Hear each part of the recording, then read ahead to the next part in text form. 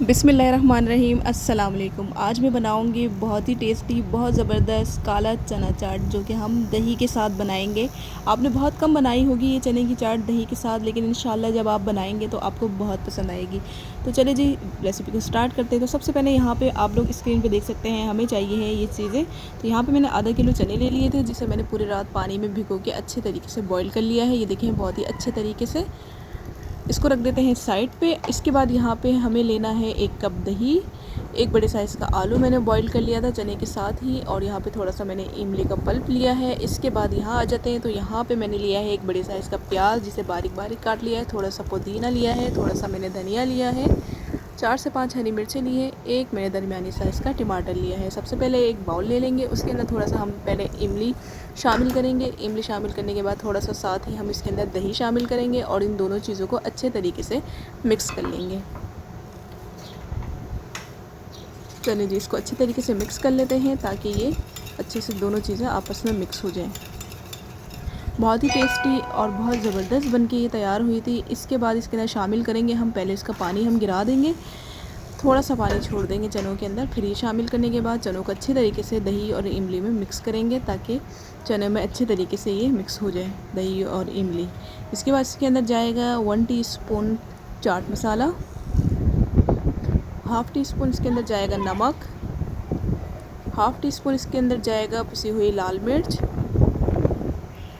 और half tea spoon इसके अंदर कुटी मिर्च जाएगी। चलिए जी इन तमाम मसालों को अच्छे तरीके से मिक्स कर लेंगे।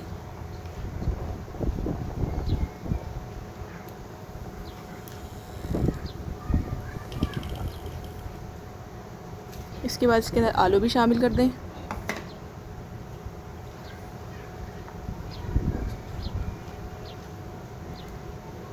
आलू को भी अच्छी तरीके से चने के साथ मिक्स कर लेंगे ताकि मसाला जो है वो आलू में भी अच्छे तरीके से लग जाए। चलें जी आलू मैंने मिक्स कर लिए। इसके बाद इसके अंदर पुदीना शामिल कर देंगे ऊपर से इस तरीके से। इसके बाद इसके ऊपर प्याज भी रख देंगे इस तरीके से, खोल कर इसके लच्छे खोल लेंगे मसल के हाथ से, इसको भी ऊपर से रख देंगे। इसके बाद इसके अंदर हरी मिर्चें भी शामिल कर देंगे। इसके बाद इसमें हम टमाटर भी शामिल कर देंगे।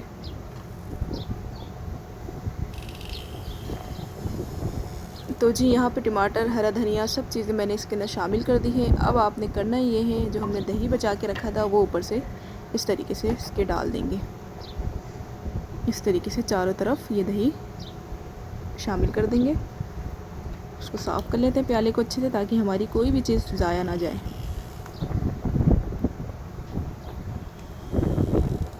चलिए जी दही मैंने इसके अंदर डाल दिया है। अब हम इसके अंदर जो बचा के रखा था इमली वो भी शामिल कर देंगे ऊपर से।